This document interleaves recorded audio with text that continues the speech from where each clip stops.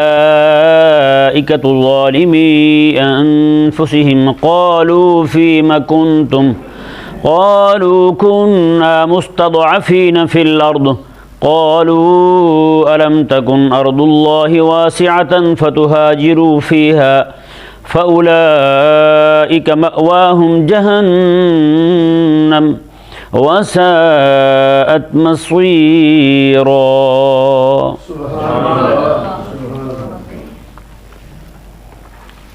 پچھلی آیات کریمہ میں جہاد کا ذکر ہوا، یہاں سے اس پورے رکوع میں ہجرت کا ذکر ہو رہا ہے۔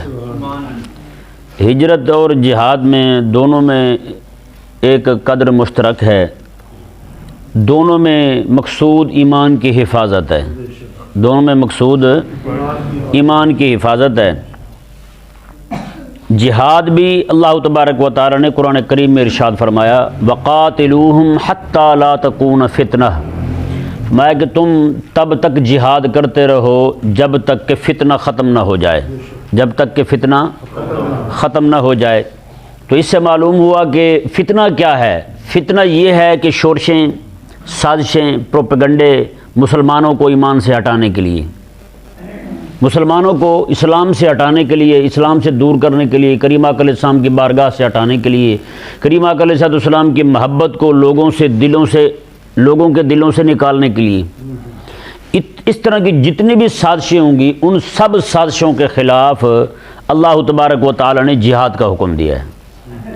فَقَاتِلُوا أَئِمَّةَ الْكُفْرِ فَإِنَّهُمْ لَا أَيْمَانَ لَهُمْ، فرمایا اللہ تبارک و تعالی نے کہ کافروں کے جو سرغنے ہیں نا، ان کے جو بڑے بدماش ہیں انہیں قتل کرو۔ ہاں جی، اور ایک آیت مبارکہ جو میں نے ابھی پڑھی آپ کے سامنے، کب تک مارنا ان کو، کب تک ان کے خلاف جہاد کرتے رہنا تم نے، حتی لا تکون فتنہ، جب تک کہ فتنہ ختم نہ ہو جائے۔ تمہارے مومن جو ہیں، مسلمان جو ہیں، ان کے اسلام لوٹنے کے ان کے جو چکر ہیں سارے کے سارے، ان کے پاس جتنے بھی ہتھیار ہیں وہ سارے کے سارے چھوڑ نہ دیں، یعنی ان سے بعد نہ آ جائیں مسلمانوں کے۔ یعنی دو صورتیں رہیں، اور میں اس کے بعد کیا ہوگا، میں عن یدیم وہم صاغرون حتی یؤتوا الجزیۃ عن یدیم وہم صاغرون، میں کہ یہ پھر ذلیل ہو کر رہیں، عاجز ہو کر رہیں، مسلمانوں کے محتاط ہو کر رہیں اور جزیہ دے کر رہیں۔ ٹھیک ہے جی، یہ صورت ہو جائے، مسلمان غالب آ جائیں، کافر مغلوب ہوں، کسی طرح کی کوئی سازش نہ کر سکیں اسلام کے خلاف، مسلمانوں کے خلاف، تو فرمایا کہ تب تک تم نے لڑنا ہے ان کے ساتھ۔ یہ جہاد کا مقصد اللہ تبارک و تعالی نے بیان فرمایا۔ اس سے معلوم ہو گیا کہ جہاد کا مقصد جو ہے وہ لوگوں کے ایمان کو تحفظ دینا ہے۔ جہاد کا حکم کیوں دیا گیا؟ لوگوں کے ایمان کا تحفظ ہو۔ اچھا، اب ہجرت کو دیکھیں، جہاں پر مسلمان مغلوب ہوں، کافر زیادہ تعداد میں ہوں، وہاں پر مسلمان اپنے دینی شعائر پر عمل نہ کر سکیں، ہاں جی، وہاں سے مسلمانوں کو ہجرت کا حکم ہے۔ تو اس سے معلوم ہوا کہ ہجرت اور جہاد دونوں کے اندر مقصود جو ہے وہ ایمان کا ہی دفاع ہے، ایمان کو بچانا ہے بس، ہیں جی۔ کافر مغلوب ہو کر رہے ہیں تو مسلمانوں کے خلاف کوئی سازش نہیں کریں گے، اگر کافر مغلوب نہیں ہے، وہ غالب ہے وہاں پر، تو تم وہاں سے نکل جاؤ، تمہیں دین پر عمل نہیں کرنے دیتے، تمہارے خلاف سازشیں کرتے رہتے ہیں رات دن، تو تم پھر وہاں سے روانہ ہو جاؤ، ہجرت کر جاؤ۔ جو ایسی حالت میں بھی ہجرت نہیں کرتے ان کے بارے میں اللہ تبارک و تعالی نے شدید الفاظ میں ان کی مذمت فرمائی۔ رب تبارک و تعالی نے ان کے ساتھ ہونے والا کیا ہے اللہ تعالی نے وہ بھی بیان فرمایا۔ یہ ذہن میں رہے، کافر نے جب دیکھا کہ مسلمانوں کے دل سے ایمان کی محبت نکال دے، ہیں جی، اس نے ہتھیار اٹھایا ہے یا نہیں، گولیاں چلائیں، پشاور سے لے کر دہلی تک پورا ایک ایسا نظام تھا کہ کوئی درخت ایسا خالی نہیں تھا روڈ پر کہ جہاں پر کسی عالم دین کو لٹکایا نہ گیا ہو، ہیں جی۔ پھر بھی ان کے اندر سے جذبہ جہاد ختم نہیں ہوا۔ جب انگریز خبیث نے دیکھا کہ ان کے دلوں سے جذبہ محبت، جذبہ ایمان، جذبہ جہاد، جذبہ غیرت دینی ختم نہیں ہو سکتی، تو اس ذلیل نے پھر یہ میدان چھوڑ دیا، پھر اس نے کہا کہ ان کے خلاف سرد جنگ شروع کی جائے۔ سرد جنگ کیا؟ نظریاتی جنگ۔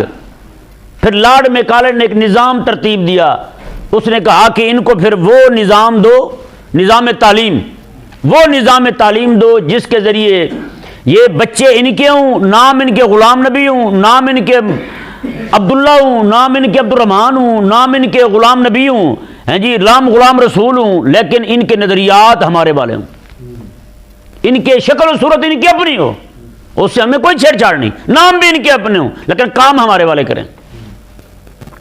یہ ان کی سازش تھی، ہیں جی۔ ورنہ آپ دیکھیں نا، کبھی ایسا ہوا ہے کہ یہ انگریز کے سر سید کے یہاں آنے سے پہلے کبھی مسلمانوں کے ادارے میں یہود و نصارہ، سکھ، ہنود سارے اکٹھے مل کے بیٹھ کے پڑھے ہوں؟ بتائیں نا، کبھی اکٹھے بیٹھ کے پڑھے ہوں؟ حضرت مولانا فضل امام خیر آبادی رحمہ اللہ، آپ نے دیکھا کہ مولانا فضل خیر آبادی رحمہ اللہ بھی تازے تازے پڑھے ہیں، تو ایک سکھوں کا لڑکا آپ کے پاس پڑھنے آتا تھا، مولانا فضل خیر آبادی کے پاس سکھوں کا لڑکا منطق پڑھتا تھا۔ حضرت مولانا فضل امام رحمہ اللہ نے ایک دن دیکھ لیا، اور میں یہ کیا کیا تم نے، سکھوں کے لڑکے کو منطق پڑھا رہے ہو؟ کل کو یہ منطق پڑھ کے مسلمانوں کے دین پر حملہ کرے گا، کون ذمہ دار ہوگا اس کا؟ حضرت مولانا فضل خیر آبادی رحمہ اللہ کے بھی سمجھ میں آ گئی یہ بات کہ واقعی بات تو غلط ہے، اس کو پڑھانا تو درست نہیں ہے، یہ تو کل کو کھڑا ہو کے اس کے ہاتھ میں ہتھیار آ جائے گا، مسلمانوں کو پکڑے گا پھر، ہیں؟ حضرت مولانا فضل خیر آبادی رحمہ اللہ نے اس سے ایسا سوال کیا، اس سکھ سے، وہ لڑکے سے جو پڑھتا تھا، کئی دن تک وہ سوچ سوچ کے ماری گیا، اس کے پاس جواب ہی نہیں تھا۔ اب اس بات کو ہم سامنے رکھیں اور ہم اپنا موجودہ جو ہمارا رویہ ہے اس کو ہم سامنے رکھیں تو کتنا ہم اپنے بزرگوں کی فکر سے، ان کے منہج سے دور جا چکے ہیں۔ یعنی کوئی ایسی بات باہر نہیں نکالنی آپ نے، ہیں جی، اس کو پڑھانا ہے تو دین پڑھاؤ تاکہ اسے پتہ چلے دین کا، ایمان کی طرف آئے، اسلام کے قریب آئے، ہیں؟ اور ہم نے کیا کیا کہ فرمایا کہ تو منطق پڑھا رہا ہے، وہ تو دلائل پکڑے گا، پھر تمہارے کے خلاف کھڑا ہوگا، تمہارے مسلمانوں کے ایمان خراب کرے گا، کیا جواب ہے تمہارے پاس اس کا؟ تو اب آپ ذرا ہم خود اندازہ لگائیں، ہمارے جو مولوی چھوٹے چھوٹے مسئلے لے کر کے فیس بک پہ اڑا رہے ہیں، صحابہ کرام علیہ رضوان کے باہمی معاملات لے کے فیس بک پہ اڑا رہے ہیں، کیا خیال ہے وہاں پہ صرف مسلمان ہی سنتے ہیں؟ فیس بک صرف مسلمان دیکھتے ہیں؟ یہودی، ہندو، سکھ، نصرانی، مجوسی نہیں دیکھتے اسے، ہیں جی، کافر نہیں دیکھتے اسے؟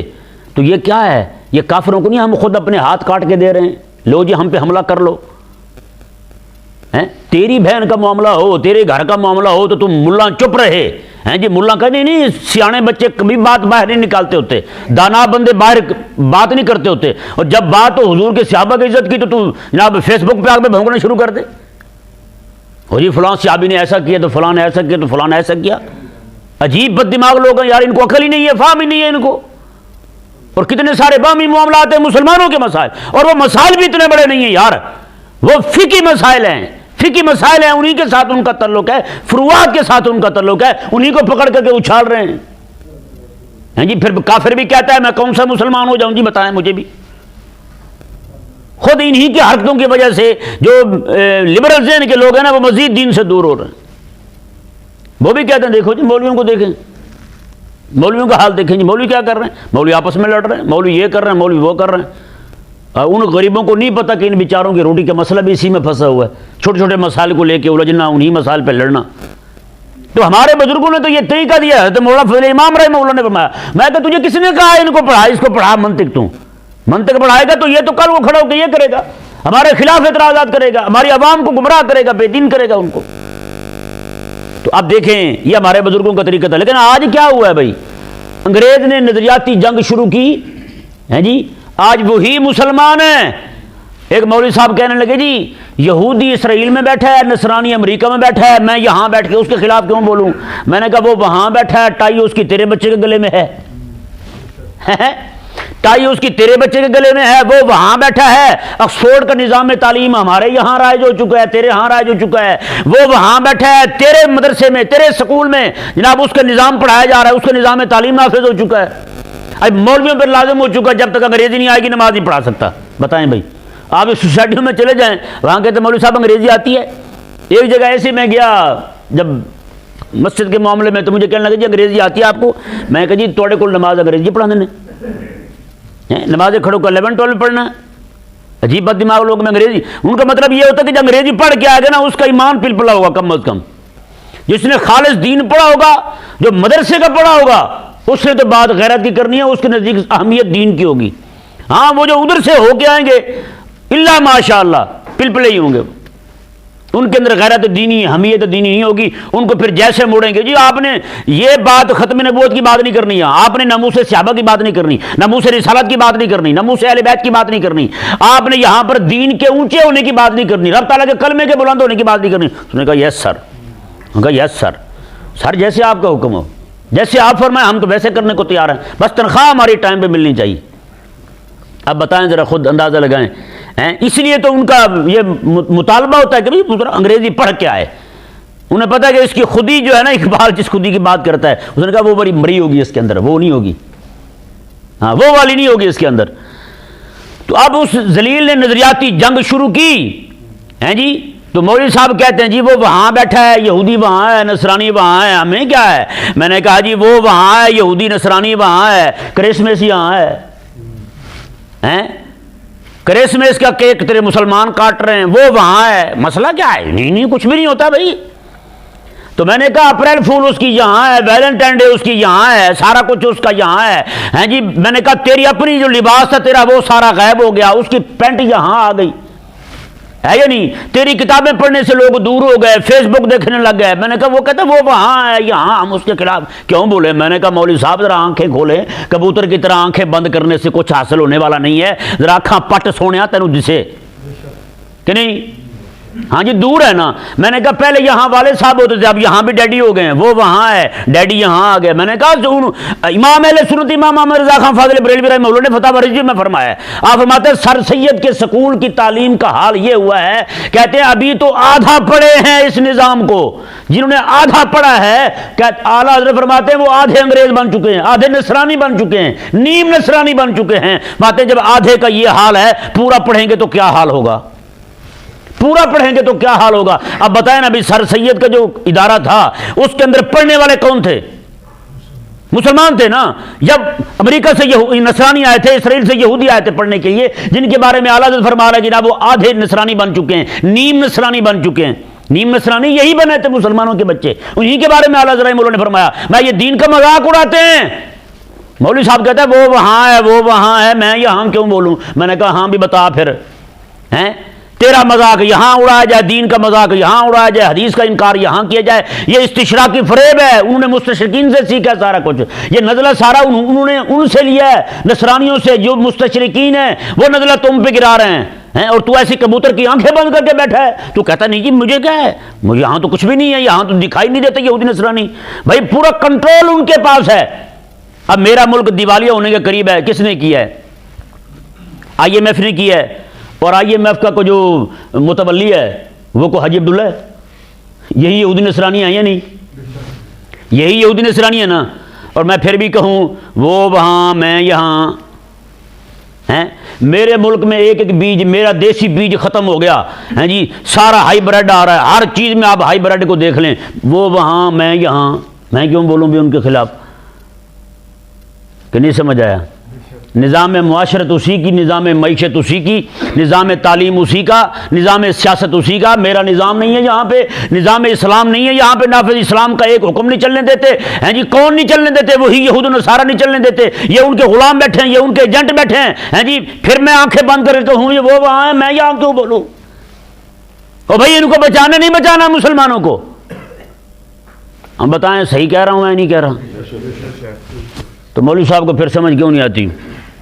وہ مولوی صاحب بہشتی اللہ تعالیٰ اسے جنت میں جگہ دے، اس نے میرے خلاف ایک کلپ جوڑا ایک، اس نے کہا یہ عجیب بندہ ہے بھائی۔ میں نے کہا مولوی صاحب تیری آنکھیں نہیں کھلی، دو چار تجھے لگیں گی نا، جب دو چار لبرلوں نے تجھ پہ حملہ کیا تو اصل میں دیکھتا نہیں ہے نا، تیری آنکھوں میں پٹی بندی ہے، کاش کہ تیری آنکھیں کھلیں، تجھے دکھائی دے، تجھے نظر آئے کہ اسلام کے خلاف کیا کیا سازشیں ہو رہی ہیں جی۔ اچھا وہ وہاں ہے تو یہاں ہے، تو پھر بولنے کی ضرورت نہیں۔ تو قادیانی کو کس نے اٹھا رکھا ہے آج تک؟ قادیانی کو کون سپورٹ کر رہا ہے؟ ہیں جی میرے ملک کے اندر قادیانیوں کے بڑے بڑے ادارے کھل گئے ہیں، بڑی بڑی مساجد کھل گئی ہیں۔ اگر ایک مولانا صاحب آئے بیچارے میرے پاس، وہ بتانے لگے کہ ایک مسجد میں وہ ہوتے ہیں، اس مسجد میں جناب تھوڑے سے گھر ہیں اپنے مسلمانوں کے، باقی سارے قادیانیوں کے۔ کہتے ہیں وہ میں ایک جلسے پہ گیا ہوا تھا رات کو، تو رات کو انہوں نے کیا کیا، قادیانیوں نے ایک بھینس کو گولی مار دی، ایک بندے کے پتنی گولی تھوڑی سی چھوڑ دی اس کی طرف، تو میرے پہ پرچہ کروا دیا۔ 6 مہینے بیچارے وہ جناب بھاگتے رہے اسی طرح کہ اس نے جناب گولی چلائی، وہ کہتا میں وہ تھا ہی نہیں اس رات وہاں. بتائیں ابھی میں کہوں کہ وہ تو ربوے میں ہیں، میں یہاں ہوں، میں یہاں کیوں بولوں ہیں؟ میں نے کہا یہ تو تیری فکری غلط ہے خدا کے بندے. حضرت سیدنا ان کو دیکھنا، حجاج بن یوسف ظالم تھا نا جی، نہید نام کی خاتون نے سندھ سے خط بھیجا تھا، ہیں مجھ پہ ہندو راجا جو ہے وہ حملہ کر رہا ہے، آپ مہربانی کریں مجھے بچائیں، مجھ پہ حملہ کرنا چاہتا ہے. وہاں سے اس نے اپنے 18 سالہ بھتیجے محمد بن قاسم کو بھیجا تھا. وہ بھی کہتا وہ وہاں میں یہاں، میں کیوں آؤں ہیں؟ میں کیوں آؤں؟ دشمن جہاں بھی ہو، میں نے کہا یہ تو منہج نبوت بھائی. اگر وہ وہاں بھی ہے، جب ایک کافر نے کہا تھا کہ میں مدینے پہ حملہ کرنے لگا ہوں، میرے آقا علیہ السلام میں تو کیوں آتا حملہ کرنے؟ میں آ رہا ہوں.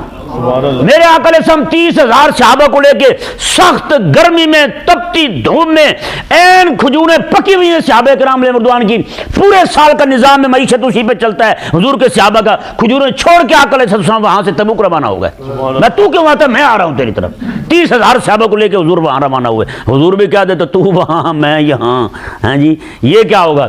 ہاں جی ابو سفیان کا قافلہ گزرنے لگا، آقا علیہ السلام مدینے سے سفر کر کے بدر جا پہنچے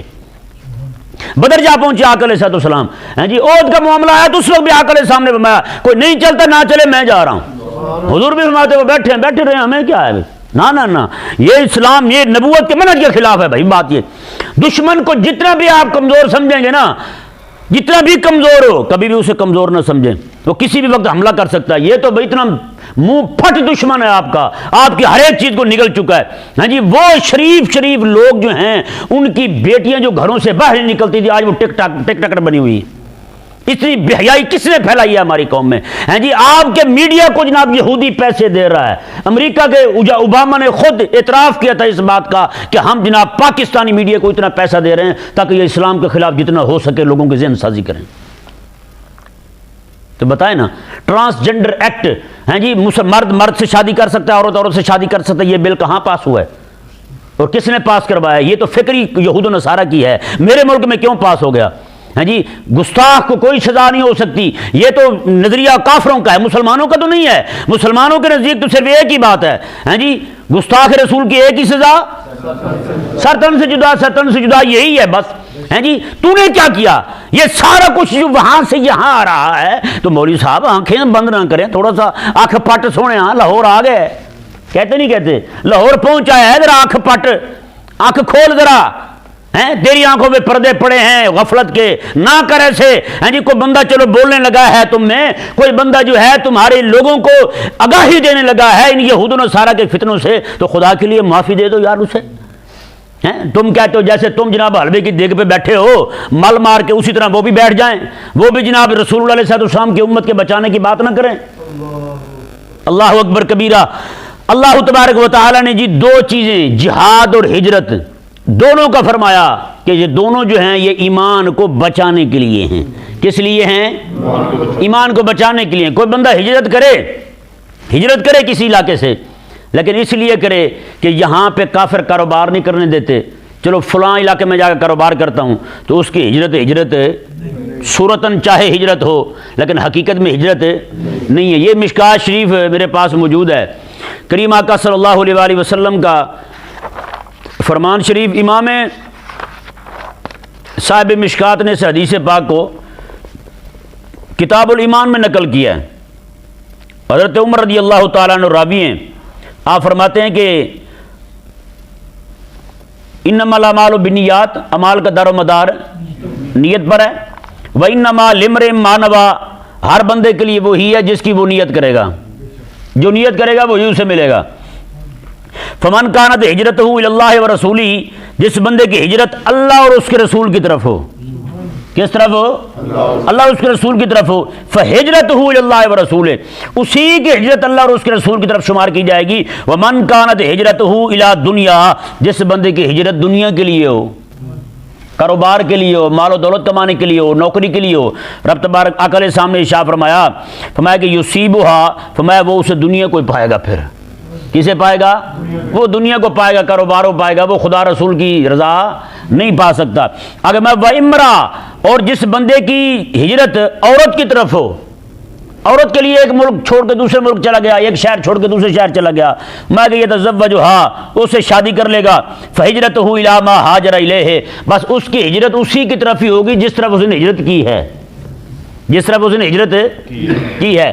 یعنی کسی جگہ پہ کوئی بندہ ایسا ہے واقعی اس کے ایمان کو خطرہ ہے، لیکن بھی نماز نہیں پڑھنے دیتے، روزہ نہیں رکھتے دیتے، باقی جو اعمال شرعیہ ہیں وہ اسے بجا لانے نہیں دیتے، تو وہاں سے ہجرت کر کے دوسرے مسلمانوں کے ملک میں چلا جائے، مسلمانوں کے علاقے میں چلا جائے، وہاں جا کے بھی اس کی حرکتیں ایسی ہوں، نماز بھی نہ پڑھے، روزہ بھی نہ رکھے، تو اس کی ہجرت بھی حقیقت ہجرت ہے، یہ بھی ہجرت اس کی صورت ہجرت ہے۔ بس جیسے ہندوستان سے ہجرت کر کے یہاں آئے، اتنی بڑی ہجرت کی انہوں نے، لاکھوں لاکھ بندے مروائے کہ یہاں آ کر ہم حضور کا نظام نافذ کریں گے، رسول اللہ علیہ السلام کا نظام نافذ کریں گے، تو یہاں آ کر کیا کیا انہوں نے؟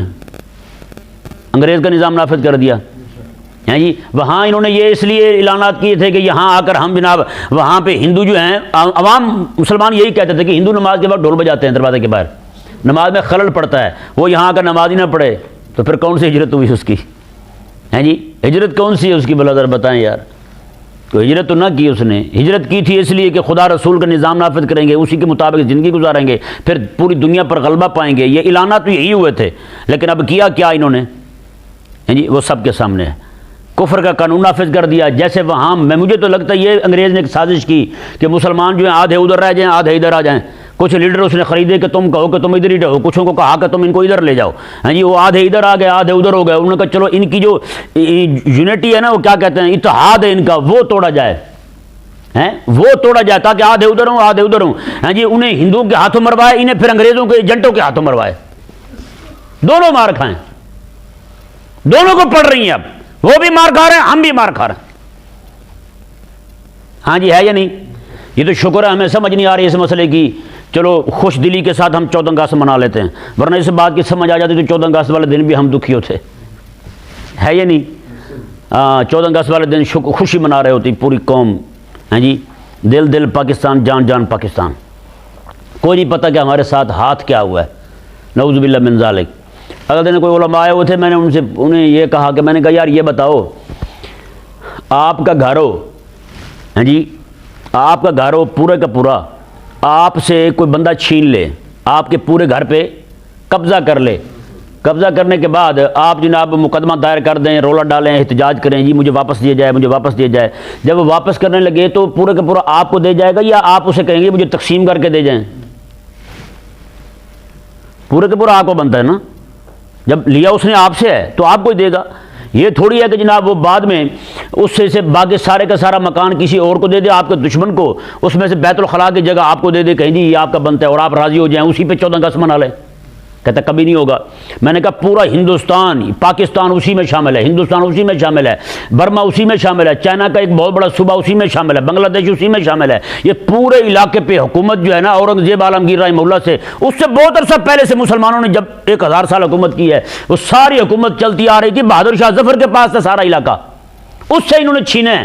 اب بتا بھی چھین رہا ہے بہادر شاہ ظفر سے اور دے رہا ہے باقی سارا جناب ہندوؤں کو، مسلمانوں کو تھوڑا سا دے رہا ہے، کیوں؟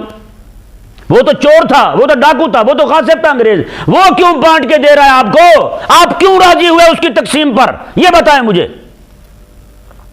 انگریز تقسیم کر کے دے یار آپ کو، وہ تو غاصب ہے، وہ تو ٹھگ ہے آپ کے نزدیک، وہ تو چور تھا آپ کے نزدیک، اس نے تو قبضہ کیا ہوا تھا، آپ اسے کہہ رہے ہیں تقسیم کر کے دے جائیں ہمیں تاکہ ہم لڑے نا؟ غاصب جو ہے وہ صلح کروا رہا ہے آپ کی۔ اور اس ذلیل نے پھر جناب وہ کشمیر والا رولا درمیان میں رکھ دیا، ہاں جی، یہ ظلم مزید کیا اس نے۔ اندازہ لگائیں، اس کو جب آدھا حصہ ادھر دے رہا ہے آدھا حصہ وہ سمندر کے پار دے رہا ہے، ہاں جی، آدھے ادھر جا کے رہو آدھے ادھر جا کے رہو، یہ دونوں پاکستان بن گئے، اندازہ لگائیں آپ۔ اور پھر آج بچا ہی کیا ہے ہمارے پاس یار؟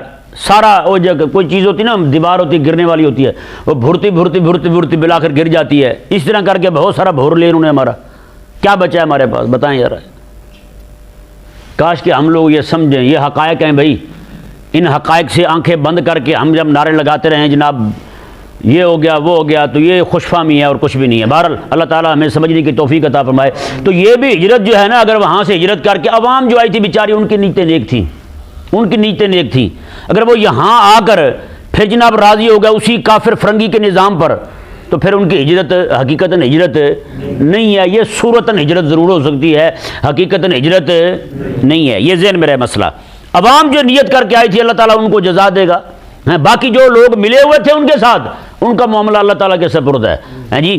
اللہ تبارک و تعالیٰ نے ارشاد فرمایا, یہ آیت مبارکہ دیکھیں جی, ان الذین توفاہم الملائکۃ ظالمی انفسہم قالوا فیم کنتم. میں بے شک وہ لوگ جو ظالم ہیں, اپنے آپ پر ظلم کرنے والے ہیں, جب ان کی موت کا وقت آتا ہے نا تو فرشتے انہیں تنبیہ کرتے ہوئے, ڈانٹتے ہوئے کہتے ہیں فیم کنتم, ہاں بھی تو کہاں رہا تھا, تو نے ہجرت کیوں نہیں کی یہاں سے؟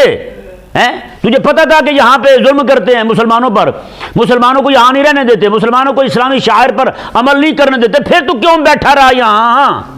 فیم کنتم. ایک روایت میں تو یہ ہے کہ فرشتے اسے تھپڑ مار کے کہتے ہیں, ہاں بھی دس تو کیوں رہنے تھے, تو کیوں رہا یہاں, تو نے ہجرت کیوں نہیں کی یہاں سے؟ اللہ اکبر کبیرہ. کیونکہ یہ ذہن میں رہے کہ ہجرت کے موانع جو ہے نا, وہ ان میں سے ایک تو یہ ہے کہ وہاں رشتہ دار ہوتے ہیں, اس لیے بندہ نہیں چھوڑتا اپنے رشتہ داروں کو, چھوڑ کے کیسے جائے. اور دوسرا یہ کہ کاروبار ہوتا ہے بندے کا وہاں, تیسرا جدادیں ہوتی ہیں وہاں اس کی, یہ چیزیں چھوڑ کے نہیں جاتے. تو اللہ تبارک و تعالیٰ نے فرمایا کہ فرشتوں کو دیکھو, پرندوں کو دیکھو کہ پرندے کتنی اپنی روٹی ساتھ اٹھا کے چلتے ہیں. میں وہ تو ایسے گھومے پھرتے ہیں. اللہ تبارک و تعالیٰ نے فرمایا رات کو سوتے ہیں, صبح اٹھتے ہیں تو سارے پیٹ بھر کے سوتے ہیں. بھوکے تو کوئی بھی نہیں سوتا. تجھے ہی پریشانی کیوں لگی ہے؟ تو اپنے دین کے لیے اتنا بھی نہیں کر سکتا کہ اپنے کاروبار چھوڑ دے, اپنی جائیداد چھوڑ دے, اپنا گھر چھوڑ دے, رشتہ دار جو تیرے مشرک ہیں کافر ہیں ان کو ہی چھوڑ دے. تو ایسے لوگ جو ہیں جان بوجھ کے جو ہجرت نہیں کرتے, جہاں پر ان کے ایمان کو خطرہ ہو, ان کا ایمان لوٹا جا رہا ہو, تو رب تبارک و تعالیٰ نے ارشاد فرمایا وہاں پر ان کے ساتھ یہ ہوتا ہے, ان کی موت کے وقت فرشتے ان کو چپیٹے مارتے ہیں. ہاں جی, فیما کنتم, ڈانٹتے ہوئے کہتے فیما, ہاں میں کہاں تھا تو, کیوں نہیں نکلا یہاں سے تم؟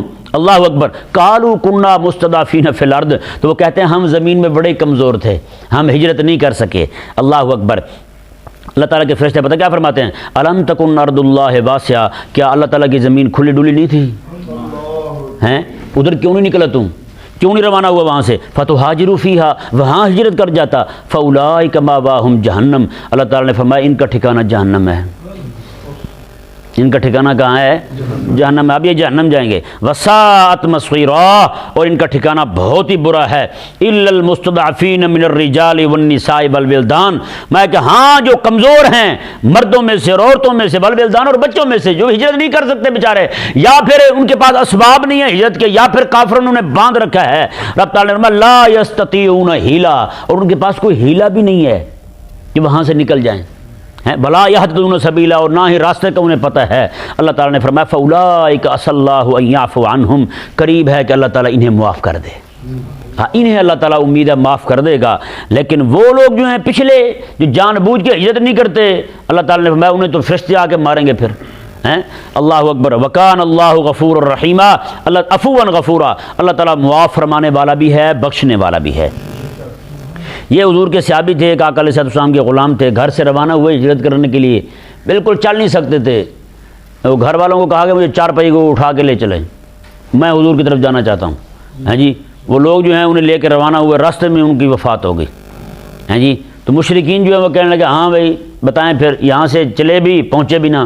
صحابہ کرام بھی پریشان ہوئے, وہاں سے روانہ بھی ہوئے تو یہاں بھی نہ پہنچ سکے. اب اللہ تبارک و تعالیٰ نے ارشاد فرمایا وَمَن يُهَاجِرْ فِي سَبِيلِ اللَّهِ يَجِدْ فِي الْأَرْضِ مُرَاغَمًا كَثِيرًا وَسَعًا, میں جو کو بندہ اللہ تعالیٰ کی راہ میں ہجرت کرے گا تو وہ ضرور وسعت والی زمین کو, کھلی ڈلی زمین کو پالے گا. وَمَن يَخْرُجْ مِن بَيْتِهِ مُهَاجِرًا إِلَى اللَّهِ وَرَسُولِهِ, اور جو کو بندہ اللہ اور اس کے رسول کی طرف ہجرت کرتے ہوئے نکل پڑے, ثُمَّ يُدْرِكُهُ الْمَوْتُ, پھر اسے موت آ جائے, فَقَدْ وَقَعَ أَجْرُهُ عَلَى اللَّهِ, اس کا اجر اللہ نے اپنے ذمہ کرم پہ لے لیا ہے. اللہ نے اپنے ذمہ کرم پر لے لیا, اللہ تعالیٰ اسے اجر عطا فرمائے گا. وَكَانَ اللَّهُ غَفُورًا رَحِيمًا, اللہ تبارک و تعالیٰ بخشنے والا بڑا ہی مہربان ہے.